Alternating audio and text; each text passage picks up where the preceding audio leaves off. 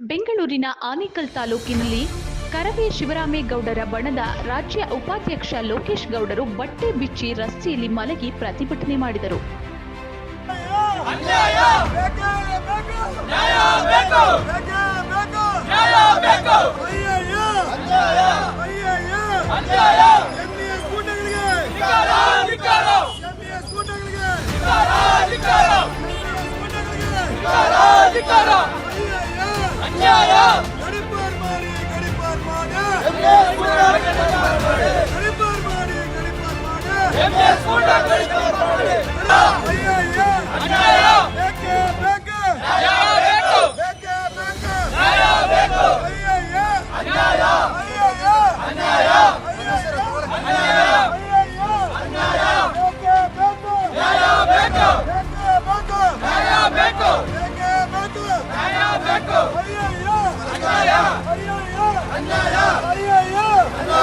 ಕನ್ನಡಿಗರ ದೌರ್ಜನ್ಯ ಮಾಡ್ತಾರೆ ಪುಂಡರಿಗೆ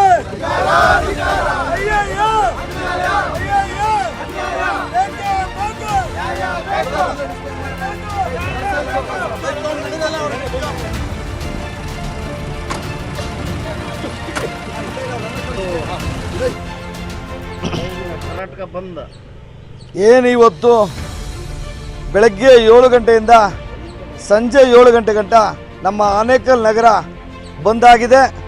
ಎಲ್ಲ ಅಂಗಡಿ ಮುಂಗಟ್ಟು ಎಲ್ಲ ವರ್ತಕರ ಸಂಘ ಎಲ್ಲರೂ ನಮಗೆ ಸಹಕಾರ ಕೊಟ್ಟಿದ್ದಾರೆ.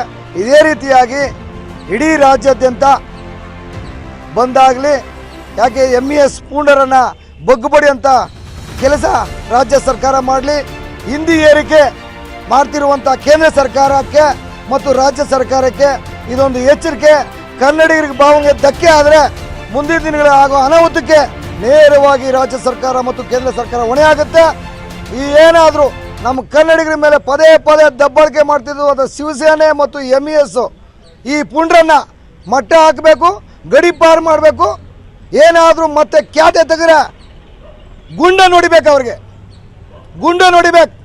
ಇಲ್ಲ ಅಂತಂದರೆ ರಕ್ಷಣಾ ವೇದಿಕೆ ಶಿವರಾಮೇಗೌಡರ ಬಣ ತಕ್ಕ ಪಾಠವನ್ನು ಕಳಿಸುತ್ತೆ.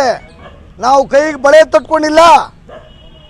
ನಮ್ಮ ನಾಡು, ಇಲ್ಲಿ ನಮ್ಮ ನಾಡಿನಲ್ಲಿ ಹುಟ್ಟಿ ನಮ್ಮ ನಾಡಿನ ಜ್ವಲಂತ ಸಮಸ್ಯೆಗಳಿಗೆ ಅಡ್ಡಿ ಬರ್ತಾ ಇರತಕ್ಕಂಥ ಕನ್ನಡಿಗರ ಮೇಲೆ ದರ್ಪ ಮಾಡ್ತಿರ್ತಕ್ಕಂಥ ಈ ಪುಂಡ್ರನ್ನ ಇದುವರೆಗೂ ಬಿಟ್ಕೊಂಡಿದ್ರಲ್ಲ, ನಾಚಿಕೆಗೇಡಿನ ಸಂಗತಿ.